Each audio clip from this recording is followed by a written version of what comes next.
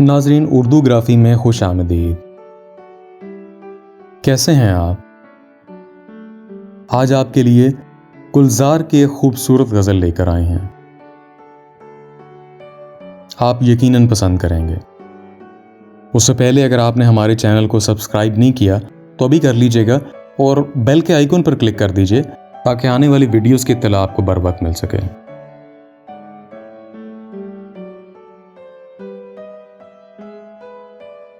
दिन कुछ ऐसे गुजारता है कोई, जैसे एहसान उतारता है कोई।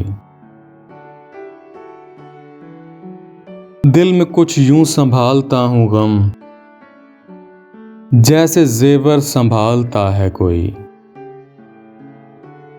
आईना देख कर तसल्ली हुई, हमको इस घर में जानता है कोई। पेड़ पर पक गया है फल शायद, फिर से पत्थर उछालता है कोई। देर से गूंजते हैं सन्नाटे, जैसे हमको पुकारता है कोई। तो कैसी लगी आपको ये गुलजार की मुख्तसर सी गज़ल? मुझे उम्मीद है कि पसंद आई होगी। अगर पसंद आई तो इस वीडियो को लाइक ज़रूर कीजिएगा, इससे हौसला अफजाई होगी। बहुत शुक्रिया।